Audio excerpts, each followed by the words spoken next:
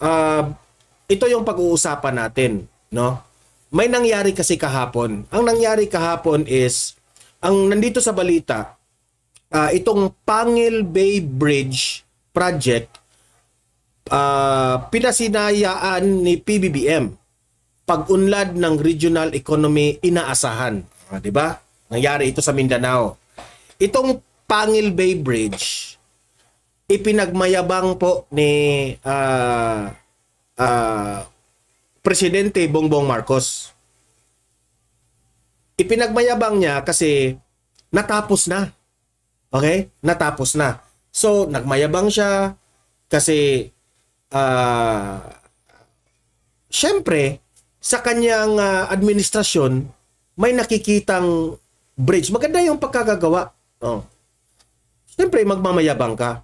So ako naman, nung nakita ko yung balita, sabi ko sa sarili ko, this is the first time na, I don't know if this is the first time, pero as far as I can remember, ito yung unang pagkakataon na nakita ko talaga na, oy, mabuti. Nag-inaugurate na itong si Presidente Bongbong Marcos nitong Pangil Bay Bridge at pinapakita pa doon. Mamaya ipapakita ko yung video na yan. Itong Pangil Bay Bridge na maganda ang pagkagagawa. Di syempre natutuwa tayo kasi si Presidente Bongbong Marcos lagi nating binabatikos dahil walang mga nakikitang mga megastructures, walang mga nakikitang infrastructures sa kanyang build better more, di ba? Yun naman natin ang laging binabantayan. Okay? So, yun ang pag-uusapan natin kasi buong akala ko, lahat itong plano na ito, lahat itong pinagagawa na ito ay sa Administrasyong Marcos. Nung ni-research ko sa Google, hindi pala. Kay Pangulong Duterte pala itong Pangil Bay Bridge sinimulan. Okay? Sinimulan ito ni Duterte. Natapos lang ngayon because of the pandemic. Mamaya kasi mahirap Nagmamayabang siya, pero if you will go deeper sa kung i-research mo, sinimulan ito sa Duterte administration. So yan ang mga pag-uusapan natin ngayon pero bago ang lahat, mag-like and share muna guys. Importante na mag-like and share para kakalat ito sa taong bayan. Alam ng taong bayan ang katotohanan, okay? Sabay-sabay muna tayong mag-like and share. Like and share, Donmar TV, 1, 2, 3, go! Ayan, and also guys, paki-subscribe na rin at paki-follow sa Donmar TV para lagi kayong updated sa mga balita na kagaya nito at ma-notify kayo, no? Kung sa inyong cellphone, ma-notify kayo kung meron tayong breaking news. Sabay muna tayong mag-follow at subscribe. Sa mga hindi pa naka-follow at subscribe, 1, 2, 3, Donmar TV, 1, 2, 3, go! Ayan, naka-follow, subscribe na ba? So, ito yung pinag-uusapan ko, ipapakita ko sa inyo Pangil Bay Bridge Project. Ipinagmayabang po ng Presidente Bongbong Marcos. Pag-unlad ng regional economy, inaasahan. Syempre, uunlad. Because of these bridges, ito yung isa sa bagay na mapabilis po ang ekonomiya ng Pilipinas. Pero, Mr. President Bongbong Marcos, kahit man lang nagpapasalamat ka kay former President Duterte, hindi mo ginawa. Siya ang nagsimula dito. Ito yung balita baka akala nyo fake news. Pasok! The bridge connects two provinces. More importantly, we all know that the increased economic activity is going to be a very... So, nagsasalita po siya dito, no? Kung ano ang magiging epekto sa pag-open ng Pangil Bridge, okay? Important development building block for both the provinces and for the entire island of... Kasi kinokonek raw, sabi ni PBBM, kinokonek raw ang dalawang probinsya nito. Okay? So, Mr. President, ano ito Kay Duterte ito. Mamaya, i-explain ko sa inyo Kasi ganito, i-explain ko. Marami kasing mga proyekto ang mga nagdaang administrasyon na hindi natuloy. Aaminin natin yan. Hindi, hindi administrasyon ni Duterte. Nung panahon ni Pinoy, Gloria Macapagal Arroyo at marami pang mga presidenteng nagdaan. Maraming mga proyekto na pinaplano pero hanggang plano lang. Okay? Pero natapos at sinimulan sa administrasyong Duterte.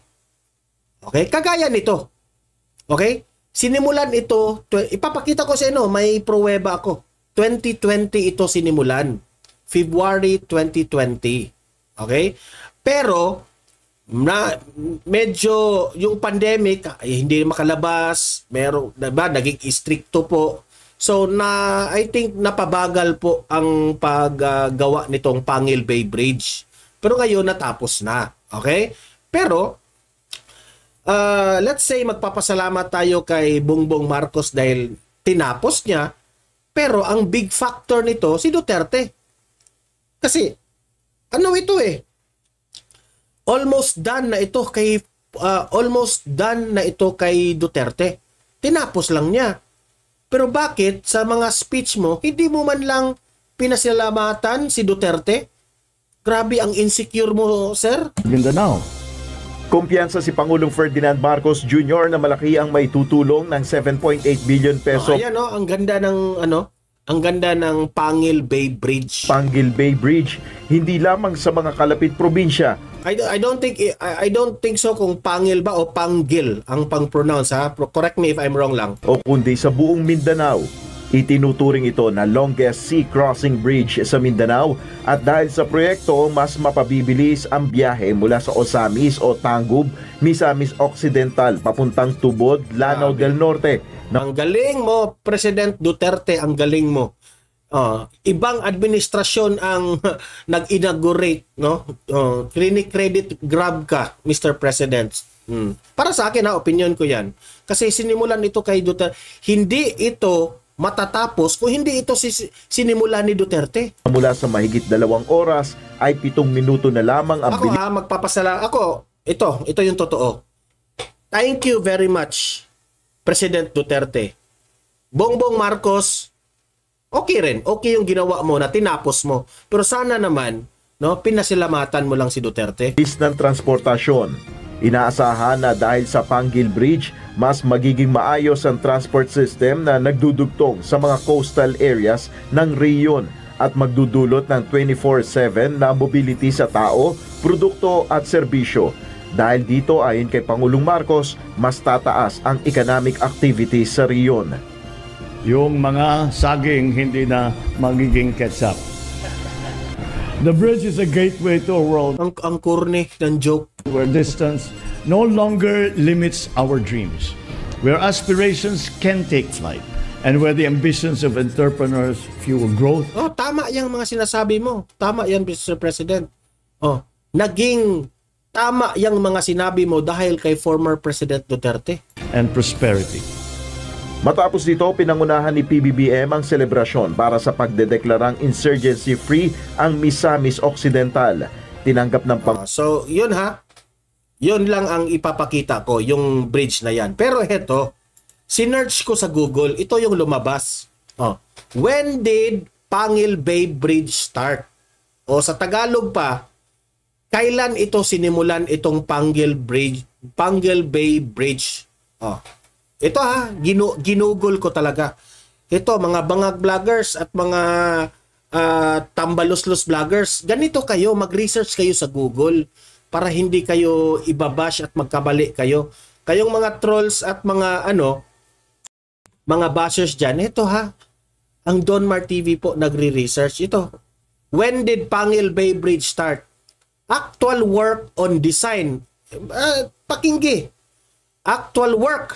Meaning, actual, pagmamaneho ng bridge, actual work on the design and build of Pangil Bay Bridge, yung pagtayo ng Pangil Bay Bridge, started on February 28, 2020.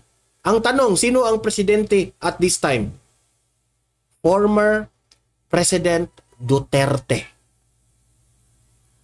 But soon faced delays. Medyo naging mabagal from the pandemic and budget constraints. Why? Because of the pandemic. Kasi may inuuna po ang administrasyong Duterte at that time. Kailangan talagang i-survive yung tao kasi importante yung buhay. No? Kaya hindi ito in-stop ha. Remember, hindi ito tinigil itong pagtayo ng Pangil Bay Bridge kasi ang taas.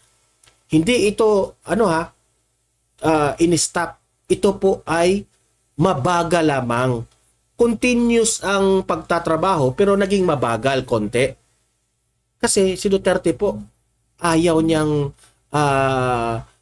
ma-stop yung mga proyekto. Yan ang sabi niya as far as I can remember sa kanyang mga speeches, yung midnight speeches niya sa Malacanang. Sabi niya, ang pandemic po, no, ay it will not, kahit may pandemya, hindi po reason para i-stop natin ang anong tawag dito, ang pagtatayo ng mga infrastructures and bridges. Yan ang sabi ni Duterte. Patuloy.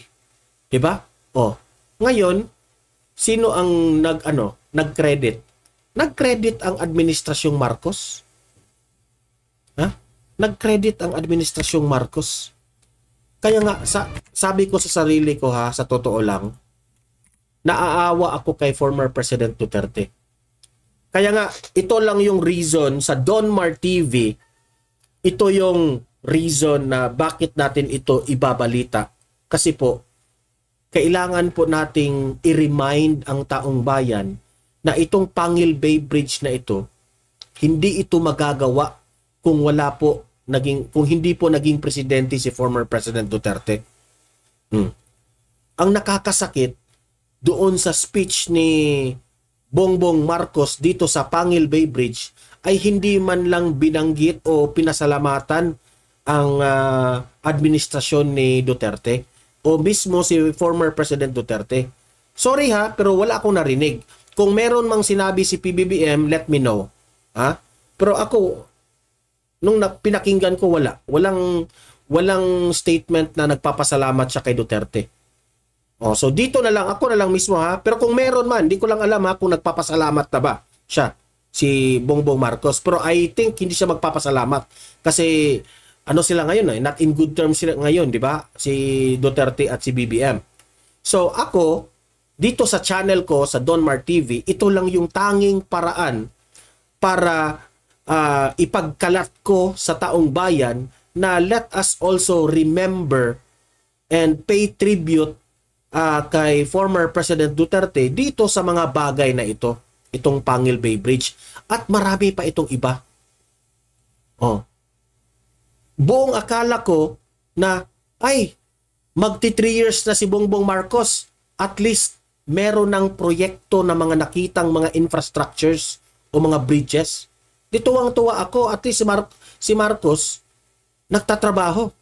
Yun pala ay kay Duterte pala itong Pangil Bay Bridge. When nag-research ako, so sabi ko, Mr. President Bongbong Marcos, yung build better more mo na ipinagmayabang mo, nasaan na yun? Tinatanong po ng taong bayan, sinisingil namin. Ano ba ang nagawa mo na? Kasi kung puro lang tayo mayabang, puro lang tayo paporma sa kamera, paano tayo uunlad nito, Mr. President?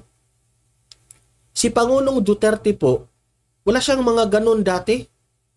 Siya po ay nagtatrabaho ng matino, hindi po siya nag-concert.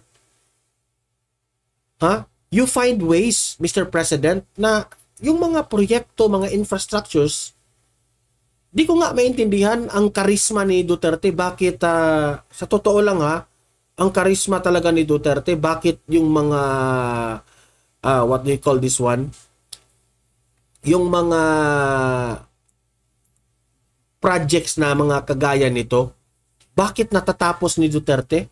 Pero sa ibang mga presidente, ang hirap-hirap nilang makatapos. Look at what happened to Pinoy. 'Di ba? Ang daming mga proyekto ni Pinoy na hanggang lamang, anong tawag doon? Yung panimula lamang, plano lang. Lahat anong tawag doon? Yun bang nakalimutan ko yung term. Basta yung pagsimula ba ng proyekto ba, pero hindi natapos. Oh, maraming aaminin natin ha dito sa Don Mar TV na maraming mga planong proyekto si Pinoy na tinapos ni Duterte. Ha?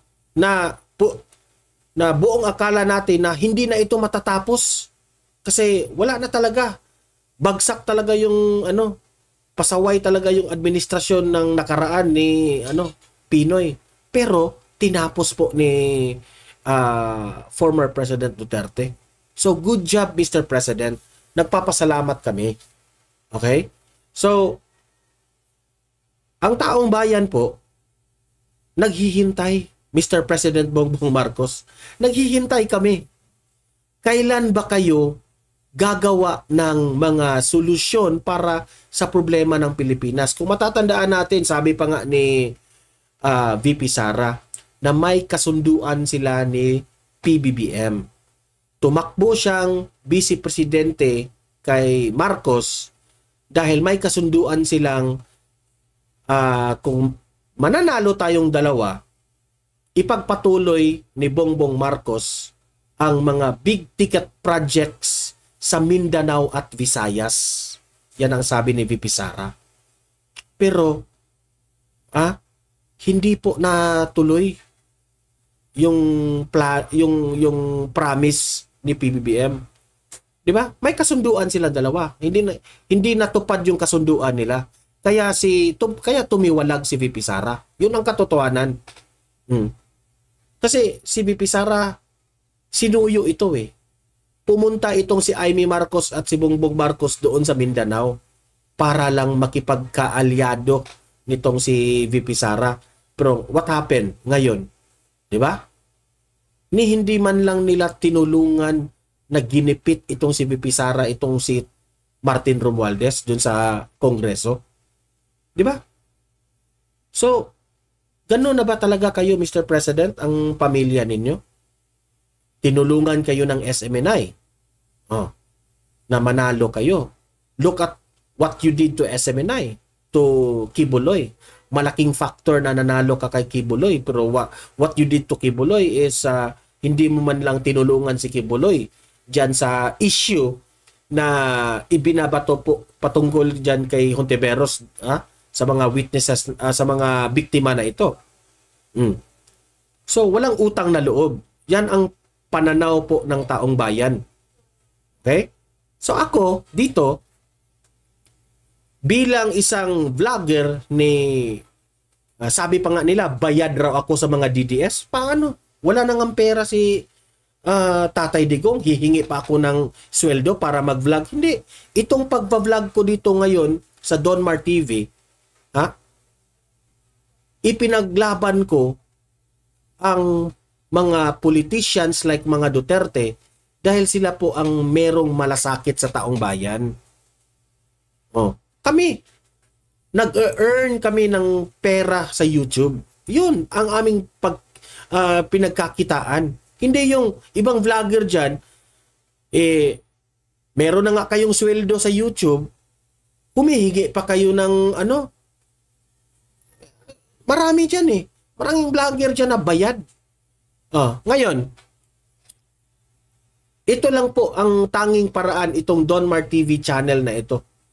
Kahit nagurgur yung ating internet connection, ayan, recorded ito, pero still patuloy pa rin tayo na ispread natin ang katotohanan na itong Pangil Bay Bridge na ito, hindi ito mangyayari o matapos itong proyekto na ito kung hindi po dahil sa mga Duterte, ang kanilang political will.